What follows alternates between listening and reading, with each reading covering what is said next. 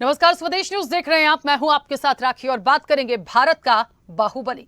भारतीय नौसेना का बाहुबली, समंदर का सिकंदर आईएनएस विक्रांत। जी हां, दुनिया ने आज सशक्त भारत की शक्तिशाली तस्वीर देखी। देश का पहला विमान वाहक वॉरशिप आईएनएस विक्रांत प्रधानमंत्री नरेंद्र मोदी ने नेवी को सौंपा।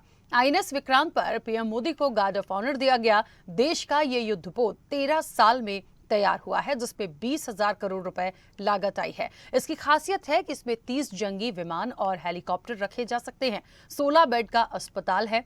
आईएनएस विक्रांत में 1700 सैनिकों के रहने की व्यवस्था भी है। ये भारत के लिए गौरव का पल है कि डिफेंस सेक्टर को आत्मनिर्भर बनाने की कोशिशों के इससे बल मिला है। 21वीं सदी के भारत के कठिन परिश्रम और कौशल का सबूत है आईएनएस विक्रांत। भारतीय नौसेना के बाहुबली पर चर्चा करेंगे, लेकिन उसके पहले देखिए समंदर के सिकंदर यानी आईएनएस विक्रांत पर यह खास रिपोर्ट।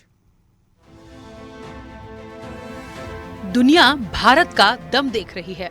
धरती आकाश से लेकर समंदर तक दुनिया हिंदुस्तान की ताकत के आगे नतमस्तक है। नौसेना को शुक्रवार को अपना पहला स्वदेशी एयरक्राफ्ट कैरियर आईएनएस विक्रांत मिल गया। प्रधानमंत्री नरेंद्र मोदी ने कोच्चि शिपयार्ड में करीब 1.5 घंटे चली कमिश्निंग सेरेमनी में ये एयरक्राफ्ट कैरियर नेवी को सौंपा। साथ ही एक और बड़ा बदलाव हुआ है। नेवी को नया नौसेना ध्वज सौंपा गया। इसमें से अंग्रेजों की निशानी क्रॉस का लाल निशान हटा दिया गया है। अब इसमें तिरंगा और अशोक चिन्ह है। एयरक्राफ्ट कैरियर नेवी को सौंपते वक्त प्रधानमंत्री नरेंद्र मोदी ने कहा कि आईएनएस विक्रांत भारत सरकार के डिफेंस सेक्टर को आत्मनिर्भर बनाने की कोशिशों का उदाहरण है। आज भारत आत्मनिर्भर होने के लिए पूरी शक्ति से काम कर रहा है। आज अगर अथाह समंदर में भारत की ताकत का उद्घोष करने के लिए आईएनएस विक्रांत तैयार है। आज भारत उन देशों की सूची में शामिल हो गया है जो अपनी तकनीक से ऐसे बड़े जहाज बना सकते हैं। पीएम ने कहा कि हमें आज नौसेना का नया ध्वज भी मिला है। अब नौसेना के पास एक ऐसा युद्धपोत है जो अपने आप में एक तैरता एयरफील्ड और शहर है। पीएम ने कहा कि ये भारतीयों के लिए गर्व का मौका है। ये भारत की प्रतिभा का उदाहरण है। ये सशक्त भारत की शक्तिशाली तस्वीर है। विक्रांत विशाल है, ये खास है, ये गौरवमयी है। पीएम ने कहा कि ये केवल वॉरशिप नहीं है, ये 21वीं सदी के भारत के कठिन परिश्रम, कौशल और कर्मठता का सबूत है। आज आईएनएस विक्रांत ने भारतीयों को नए भरोसे से भर दिया है। विक्रांत केवल एक युद्धपोत नहीं है, ये 21वीं सदी के भारत के परिश्रम, प्रतिभा, प्रभाव और प्रतिबद्धता का प्रमाण है। आईएनएस विक्रांत ने देश को एक नए विश्वास से भर दिया है। देश में एक नया भरोसा पैदा कर दिया है। समंदर और चुनौतियां अनंत है, तो भारत का उत्तर है विक्रांत। आपको बता दें कि आईएनएस विक्रांत को आप समंदर में चलता फिरता शहर कह सकते हैं।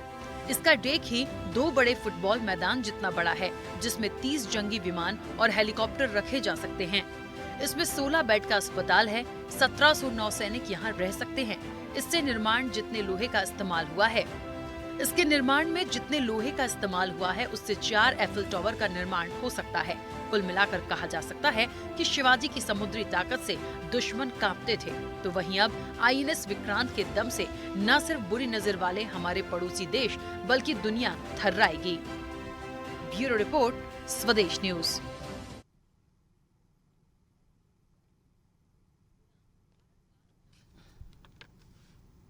तो समंदर का सिकंदर आईएनएस विक्रांत, और वाकई में देखिए ये गर्व का पल है। और सबसे बड़ी बात कि जिस तरीके से भारत का बाहुबली भी हम कह रहे हैं इसको, तो निश्चित तौर पर जो खासियत है एक लंबा वक्त बनाने में लगा और यदि सुरक्षा की दृष्टि से भी देखा जाए आने वाले समय में तो एक बहुत बहुत बड़ी सौगात है। इस चर्चा को मैं आगे बढ़ाऊंगी। हमारे साथ मेहमान जुड़े हुए हैं, आपका परिचय करा दूं। रक्षा विशेषज्ञ हैं कर्नल रिटायर्ड जे.एस. सोढ़ी जी। जे.एस. सोढ़ी जी, बहुत स्वागत चर्चा में जुड़ने के लिए। और रक्षा विशेषज्ञ हमारे साथ एक और जुड़े हैं, राजेश भारती जी। राजेश भारती जी, आपका भी बहुत स्वागत है। चर्चा की शुरुआत सबसे पहले जे.एस. सोढ़ी जी आपसे करना चाहती हूँ। सबसे पहले तो ये आज एक उपलब्धि कहिए, सौगात कहिए, आईएनएस विक्रांत आज हमारे पास है। सबसे पहले तो आपकी प्रतिक्रिया।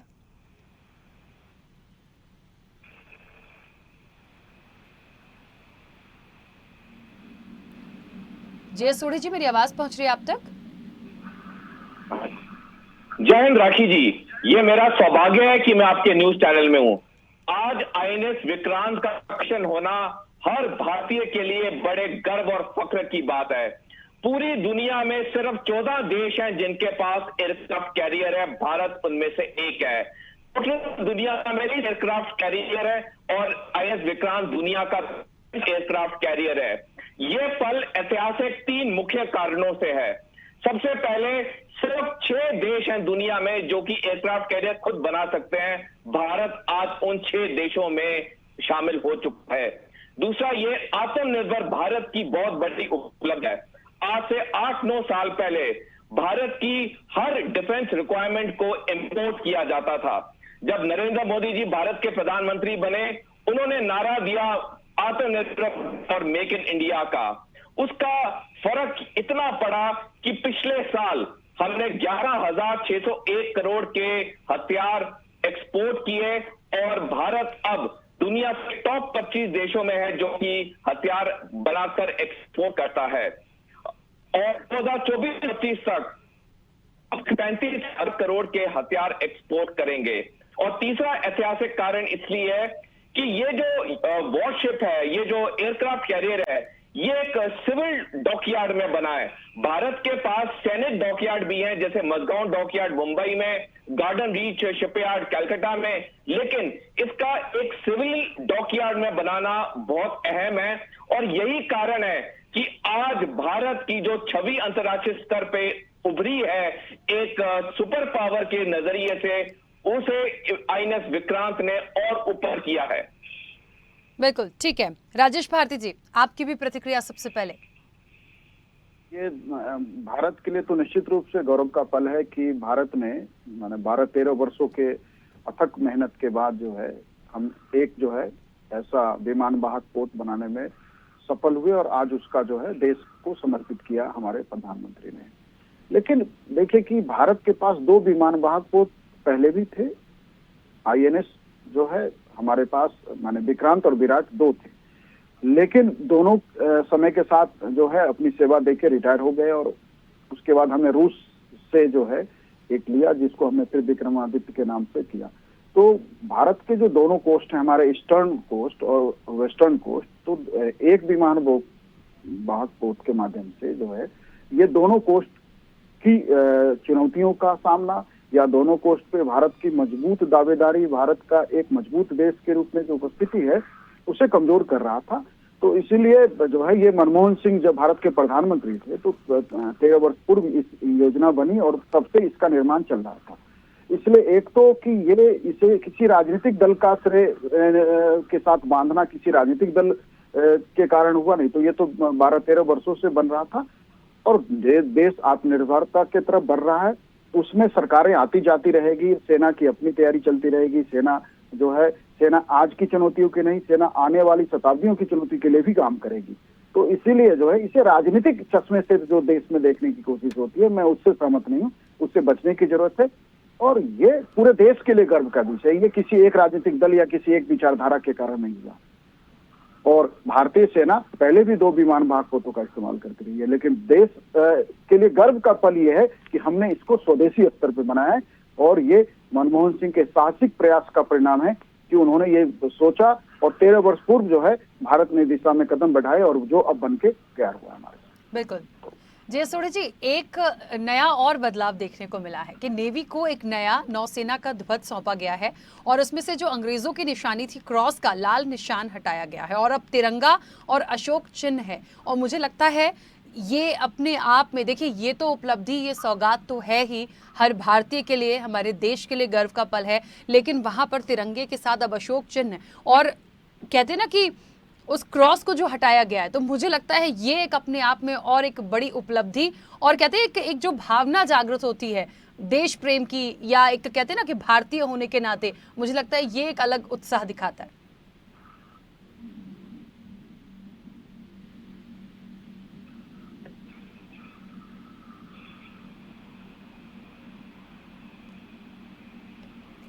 जय सोढ़ी जी, मेरी आवाज पहुंच रही है आप तक?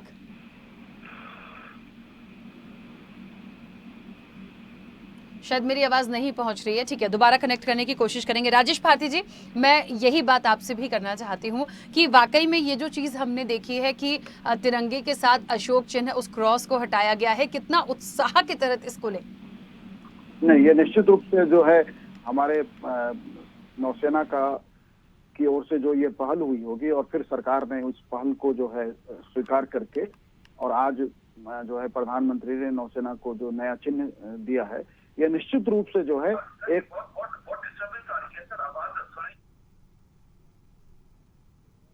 ये जो है एक स्वागत योग्य।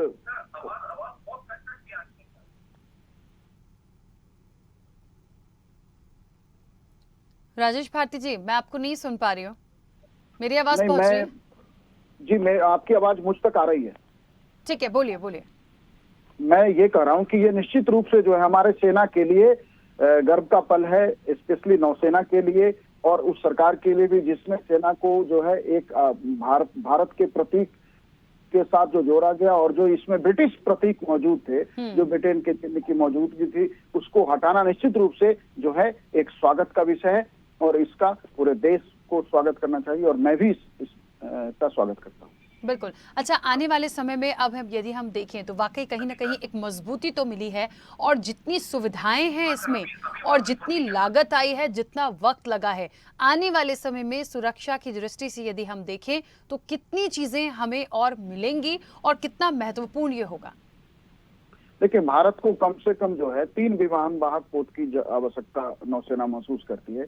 तो एक तो हम जो है एक और अब देश के लिए स्वदेशी जो है विमान वाहक पोत बना पाएंगे। दूसरा, इस क्षेत्र में असीम संभावनाएं हैं। आज दुनिया में बहुत सारे देश जो हैं आर्थिक तरक्की के बाद अपना जो है नौसेना को जो है सब संबल प्रदान करना चाहता है, मजबूती प्रदान करना चाहते हैं। कई सारे देश विमान वाहक पोत चाहते हैं।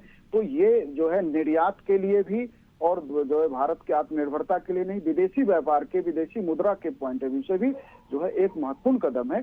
और निश्चित रूप से जब भारत दुनिया के बाजार में जब विमान वाहक पोत के लिए मौजूद होगा, तो हम स्ट्रॉन्ग प्लेयर इसलिए बन जाएंगे क्योंकि हमारा लागत भारत में अभी निश्चित रूप से जो है दुनिया के जो और देश बनाते हैं उनसे कम आता है। तो हमने 20,000 करोड़ में ये जो है हमने पूरा एक नया विमान वाहक पोत तैयार किया, जबकि हम जानते हैं कि जो हमने विक्रमादित्य लिया है उसको केवल जो है रीफिट किया गया, और जो उसमें कमियां थी उनको दूर करके दिया। तब भी वो भी लगभग 10-12 हजार करोड़ रुपया हमने रूस को उसके लिए पे किया, और हमने ये एकदम नया बना दिया। तो भारत के लिए व्यापार की बड़ी संभावना का द्वार खोला है ये, और ये देश के लिए तो निश्चित रूप से मजबूत विषय है ही। देश इस पर गर्व करेगा ही करेगा। साथ साथ हम जो है सभी क्षेत्रों में निर्यात बढ़ाना चाहते हैं। भारत आप देखिए कि ज्यादातर अभी रॉ मटेरियल निर्यात करता है, और जो फिनिश्ड प्रोडक्ट के निर्यात में अभी भारत एक मजबूत दुनिया का देश नहीं है। तो ये जो है ये निश्चित रूप से जो है ये तैयारी भारत के निर्यात को, भारत के व्यापार को, भारत के विदेशी मुद्रा को की आवक को निश्चित रूप से बढ़ाएगा, और ये हमें इस दिशा में और आगे जाना है। बिल्कुल, ठीक है। जय सोढ़ी जी, मेरी आवाज पहुंच रही है आप तक? हाँ जी राखी, आपकी आवाज आ रही है। ठीक है, मेरा सवाल यही था कि नेवी को जो नया नौसेना ध्वज सौंपा गया है, और कहते हैं ना कि ब्रिटिश निशानी जो क्रॉस का लाल निशान है वो हटाया, और अब तिरंगा और अशोक चिन्ह है जो है इसमें, मुझे लगता है इसे किस तरह से लेते हैं, कितनी बड़ी एक कहते हैं एक उत्साह, एक जोश और एक भारतीयता का मुझे लगता है कहना चाहिए प्रतीक, मैं कहूँ तो गलत नहीं होगा, उस चीज को लाना ये कितनी बड़ी उपलब्धि होगी? राखी जी, ये बहुत बड़ी उपलब्धि है, और ये हर देशवासी के लिए बड़े गर्व की बात है कि आज हम अपने जो चिन्ह है, अपने देश के जो चिन्ह है, हमारे देश का जो जो जो हिस्ट्री है वो इतनी इतनी रिच है, इतनी अच्छी है, लेकिन किसी कारण से वो किताबों तक नहीं आई, वो सामने नहीं आई। आज जब ऐसी चीजें हो रही है, हमें अपने देश के बारे में और पता चल रहा है, और ये बिल्कुल एक सही ट्रिब्यूट है छत्रपति शिवाजी महाराज के लिए, जिनकी नौसेना ने उनके दुश्मनों को एक बहुत ही चिंतित कर दिया था। और आज ये जो नया नौसेना का एम्ब्लम इंसाइन या फ्लैग अपनाया गया है, ये बिल्कुल सही कदम है। इसमें अगर हम देखें जो इसका इंसाइन है, उसमें 8 ऑक्टागोनल है, 8 डायरेक्शन है, यानी कि ये दर्शाता है कि नेवी किसी भी डायरेक्शन में ऑपरेट कर सकती है। दूसरा सिंबल लेना जो कि छत्रपति शिवाजी महाराज इस्तेमाल करते थे, ये बहुत एक अच्छा ट्रिब्यूट है इतने बड़े भारत के लीडर को। तो जितना हम अपनी भारतीयता लाएंगे अपने काम में, अपने चिन्ह में, अपने रहन सहन में, उतना हमारे देश के लिए अच्छा है, उतना हमारे गर्व की बात है। और ये बिल्कुल सही कदम है। और जहां जहां पे कॉलोनियल पास्ट का कोई भी ऐसा चिन्ह है, उसको चेंज करना चाहिए, क्योंकि हम नया देश नहीं, हम 75 साल पुराने नहीं है। हमारा जो देश है वो तो शताब्दियों पुराना है। ये सबसे पुराना सिविलाइजेशन भारत की रही है। तो भारत की जो हिस्ट्री है वो बहुत ही रिच है, और उसको अभी वक्त आ गया है उसको सामने लाने का।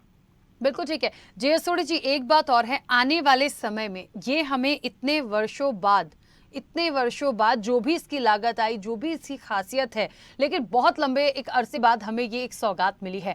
आने वाले समय में सुरक्षा की दृष्टि से कितना महत्वपूर्ण मानते हैं, और इसमें और हम क्या कर सकते हैं?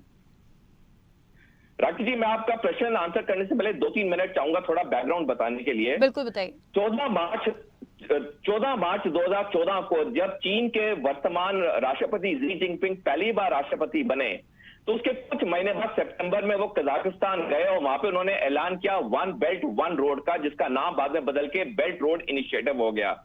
इसके तहत उन्होंने कहा कि हम सड़कें बनाएंगे, सी पोर्ट बनाएंगे, ताकि चीन का जो व्यापार है उसमें इजाफा है।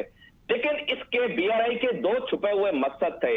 एक छुपा हुआ मकसद था कि चीन को वो सैनिक शक्ति के आधार पे दुनिया में लाना चाहते थे, और दूसरा वो अपनी छवि को बहुत बढ़ाना चाहते थे। अब इसी BRI के तहत एक अंग है string of pearls. String of pearls के तहत चीन भारत को समुद्री रास्ते से घेरना चाहता है, और उसके स्ट्रिंग ऑफ पर्ल्स के प्लान में पाकिस्तान का ग्वादर पोर्ट, श्रीलंका का हम्बनटोटा पोर्ट और बांग्लादेश का चिटागोंग पोर्ट आता है। अब ग्वादर और हम्बनटोटा तो चीन के कब्जे में आ गया, चिटागोंग अभी तक आया नहीं है। तो आज जो INS विक्रांत कमीशन हुआ है भारतीय नौसेना में, ये चीन के जो नापाक मंसूबे थे स्ट्रिंग ऑफ पर्ल्स के, उसको एक करारा झटका पड़ा है। आने वाले वक्त में हमारी सैनिक शक्ति में और इजाफा होगा। जो हमारा तीसरा एयरक्राफ्ट कैरियर है INS विशाल, उसकी प्लानिंग ऑलरेडी शुरू हो गई है। भारत को इस वक्त जरूरत है 7 एयरक्राफ्ट कैरियर की, एक ईस्ट कोस्ट ऑफ अफ्रीका के लिए, एक बिगो गार्सिया के लिए, एक मलक्का के लिए, एक बे ऑफ बंगाल के लिए, एक अरेबियन सी के लिए, और 2 रिजर्व। और हमें याद होना चाहिए कि अमेरिका के पास 11 एयरक्राफ्ट कैरियर है, चीन के प्लान है 5 एयरक्राफ्ट कैरियर के, हमारे प्लान होने चाहिए 7 एयरक्राफ्ट कैरियर है। और मेरे को पूरा यकीन है कि आने वाले वक्त में ये जरूर पूरा होगा। हालांकि हमें 12 साल लगे हैं विक्रांत बनाने के लिए, लेकिन ये हमारी पहली कोशिश थी। जो हमारा अगला एयरक्राफ्ट कैरियर आएगा उसको बहुत कम टाइम लगेगा, क्योंकि अब हमारे पास टेक्नोलॉजी भी है और हमारे पास एक्सपीरियंस भी है। तो एयरक्राफ्ट कैरियर रहेगा उसको 3 से कम टाइम लगेगा। तो ये जो प्रक्रिया शुरू हो गई है, और हमारे प्रधानमंत्री नरेंद्र मोदी जी ने सही दिशा दिखाई है, ये आने वाले वक्त में भारत की सैनिक शक्ति में बहुत इजाफा आएगा। बिल्कुल ठीक है। एक छोटा सा सवाल और है, मैं भारती जी से भी वही सवाल लूंगी कि आज जैसा कि देश के प्रधानमंत्री नरेंद्र मोदी ने कहा है जब वो यहाँ पहुंचे थे कि सरकार के डिफेंस सेक्टर को आत्मनिर्भर बनाने की कोशिशों का एक बहुत अच्छा एग्जाम्पल है ये INS विक्रांत। तो मुझे ऐसा लगता है कि डिफेंस सेक्टर को यदि आत्मनिर्भर बनाने की बात हो रही है, तो अभी से यदि ये एक रूप हमारे सामने आया है, तो आने वाले समय में हम समझ सकते हैं कि सरकार के जो प्रयास होंगे, जो काम होंगे, वो डिफेंस के लिए कितने और बेहतर हो सकते हैं। सोढी जी, बिल्कुल राखी जी, आपने सही कहा। 8 से 9 साल पहले हम डिफेंस की हर रिक्वायरमेंट को इंपोर्ट करते थे। जब हम बच्चे थे, ये हमारा एक बड़ा सपना होता था कि भारत अंतर्राष्ट्रीय स्तर पे एक शक्तिशाली पावर बने। जब नरेंद्र मोदी जी प्रधानमंत्री बने 2014 में, उन्होंने आत्मनिर्भर भारत और मेक इन इंडिया का नारा दिया, और ये नारा इतना सफल हुआ कि आज उसका हम फल देख रहे हैं आईएनएस विक्रांत की शेप में। हमने पिछले साल 11,601 करोड़ के हथियार एक्सपोर्ट किए। 2024-25 तक 35,000 करोड़ के हथियार एक्सपोर्ट करेंगे। हम दुनिया के 81 देशों को हथियार एक्सपोर्ट कर रहे हैं। अब देखिए कितना बदलाव आ गया एक दशक में। जहां हम हर डिफेंस पिन तक इंपोर्ट करते थे, आज हम 81 देशों को हथियार एक्सपोर्ट कर रहे हैं। अमेरिका की जो जीडीपी है, उसमें 1.5 से 2% का जो कंट्रीब्यूशन है वो उसके डिफेंस सेक्टर का है। तो भारत का जब डिफेंस सेक्टर और मजबूत होगा और हम आत्मनिर्भर बनेंगे, तो हमारी जीडीपी भी बहुत बढ़ेगी। आज भारत दुनिया की 5वीं सबसे बड़ी इकोनॉमी है, $3.1 ट्रिलियन के साथ। 2030 तक भारत 3री सबसे बड़ी इकोनॉमी बनेगा। तो ये जो सारे नरेंद्र मोदी जी के प्रयास हैं, आत्मनिर्भर भारत हो गया, मेक इन इंडिया हो गया, ये आस भारत को एक सुपर पावर की तरफ लेते जा रहे हैं। बिल्कुल ठीक है। राजेश भारती जी, क्या कहेंगे? आपकी भी प्रतिक्रिया। डिफेंस सेक्टर को आत्मनिर्भर बनाने के लिए एक बड़ा एग्जाम्पल आज पीएम मोदी ने इसको बताया है। निश्चित रूप से ये जो है प्रधानमंत्री का ये कहना जो है सही है, क्योंकि देखिए भारत जितना विशाल और शक्तिशाली देश है, जितनी इसकी जनसंख्या है, हमारी इकोनॉमी का जो साइज है, इकोनॉमी का साइज तो निश्चित रूप से हमारी जनसंख्या के तुलना में बहुत छोटा है। लेकिन यदि भारत दुनिया में, जैसे हम कह रहे हैं कि हम सुरक्षा परिषद में स्थायी सदस्यता चाहते हैं, दुनिया में एक मजबूत भूमिका निभाना चाहते हैं, तो वो भूमिका तभी संभव है जब भारत एटलीस्ट अपनी सुरक्षा के लिए किसी अन्य देश की मदद पे निर्भर न रहे। हम सेल्फ डिपेंडेंट कंट्री बने, हम मेक इन इंडिया को डिफेंस सेक्टर में तो निश्चित रूप से 70% से ऊपर लेके जाएं, क्योंकि 100% हथियार आप नहीं बना सकते। अमेरिका भी कुछ हथियारों को दुनिया के देशों के साथ, इजराइल से कुछ तकनीक ले लेता है, कुछ अन्य देशों से ले लेता है। लेकिन आप जो है कोई बेहतर तकनीक अगर दुनिया में किसी देश ने बनाया तो आप वो ले, लेकिन जो है सुरक्षा के लिए आपकी डिपेंडेंसी दुनिया में किसी भी देश पे ना रहे। इस दिशा में भारत को निश्चित रूप से मजबूती के साथ कदम बढ़ाने हैं, और ये हमें हासिल करना होगा। लक्ष्य भारत जैसे विशाल देश के लिए आवश्यक है। बिल्कुल। एक छोटा सा सवाल आप दोनों से ही मैं करना चाहती हूँ, क्योंकि ये जो आज एक सौगात हमें मिली है, बहुत लंबा देखिए प्रयास था, बहुत लंबा समय लगा, जो लागत आई है, और आज ये सौभाग्य हमें प्राप्त हुआ। बहुत सारी चीज़ें हैं कि नेवी को उनका एक राष्ट्रीय ध्वज भी मिला है। इन सब के बाद एक छोटा सा सवाल, बहुत कम शब्दों में अपनी प्रतिक्रिया दीजिएगा। सोढ़ी जी, सबसे पहले आप, कि सरकार के लिए, भारत सरकार के लिए, मैं सिर्फ किसी राजनीतिक रूप से एक सवाल नहीं ले रही हूँ, लेकिन क्योंकि एक चेहरा देश के प्रधानमंत्री नरेंद्र मोदी का जुड़ा हुआ भारतीय जनता पार्टी से, ये कितना फायदा आने वाले समय में भारतीय जनता पार्टी को दिलाएगा? राखी जी, देखिए कोई भी पॉलिटिकल पार्टी होती है, उसका अगर लीडर स्ट्रांग होता है तो उसका बहुत फर्क देश को तो जरूर पड़ता है। जब वो स्ट्रांग लीडर प्रधानमंत्री बनते हैं, उनकी पार्टी को भी पड़ता है। लेकिन यहाँ पे हम एज डिफेंस एनालिस्ट हैं, तो मैं इतना कहूंगा कि देश को नरेंद्र मोदी जी के 8 साल के सत्ता से बहुत फायदा हुआ है। आज भारत वो 1962 का भारत नहीं रहा है। आज भारत एक अनऑफिशियल तौर पे सुपर पावर है। ऑफिशियल तौर पे सुपर पावर नहीं, दर्जा नहीं दिया गया, लेकिन हम सुपर पावर से कम नहीं है। और ये सिर्फ और सिर्फ नरेंद्र मोदी जी को इसका पूरा क्रेडिट जाता है कि वो भारत को कहां से कहां ले आए हैं सिर्फ 8 साल में। ठीक है, भारती जी। मैं आपकी, जो हमारे दूसरे वक्ता हैं, मैं उनकी भावना को मैं स्वीकार करता हूं, लेकिन इस तरह से जो है अपने देश को, जो ये भारत में बातों को बढ़ा चढ़ा के सुपर पावर क्या होता है, शायद आप सेना से जुड़े रहे हैं तो आप इस बात को अच्छे से समझते हैं। सुपर पावर के रेस में भी अभी नहीं है। हाँ, निश्चित रूप से सुपर पावर बनने की संभावनाएं भारत में है। सुपर पावर असीम संभावना असीम संभावना है, और भारत सुपर पावर बनेगा। लेकिन किसी व्यक्ति के मजबूत नेतृत्व से देश आगे जाता है। इंदिरा गांधी ने भी देश को बहुत मजबूती दी थी, और फिर बाद में देश को इमरजेंसी भी मिला था। बैंकों का राष्ट्रीयकरण, सारे उद्योगों का राष्ट्रीयकरण, प्रिवी पर्स खत्म करना, इंदिरा गांधी ने बहुत सारे काम, पाकिस्तान के 2 टुकड़े किए। लेकिन हमें मजबूत प्रधानमंत्री नहीं, भारत संसदीय लोकतंत्र का देश है, कलेक्टिव विजडम से चलता है, जहां एक टीम को फैसला लेना है, एक व्यक्ति देश में फैसला करे। ये प्रेसिडेंशियल डेमोक्रेसी नहीं, राष्ट्रपति वाली सरकार नहीं है, ये प्रधानमंत्री वाली सरकार है, जिसमें कैबिनेट का लीडर होता है। जैसे टीम 11 खेलती है ना, कैप्टन सिर्फ उसमें टीम को कोऑर्डिनेट करता है, वो अकेले टीम सबका बैटिंग और बॉलिंग नहीं करता है। तो हमारी संसदीय लोकतंत्र है, किसी एक व्यक्ति को इतना प्रमुखता देंगे देश के लिए ठीक नहीं रहता। बिल्कुल बिल्कुल। चलिए, समय भी हो गया है। आप दोनों मेहमानों का बहुत शुक्रिया इस चर्चा में जुड़ने के लिए। तो देखिए, आईएनएस विक्रांत की सौगात मिली है एक लंबे समय बाद, भारत का बाहुबली कह सकते हैं, क्योंकि एक तो सुविधाएं बहुत, और आने वाले समय में जैसा कि हमारे जो पैनलिस्ट जुड़े थे उन्होंने भी कहा कि सुरक्षा की दृष्टि से आने वाले समय में एक बहुत बड़ी सौगात भारत देश के लिए है। और इसी के साथ फिलहाल इस चर्चा में इतना ही। दीजिए इजाजत। नमस्कार।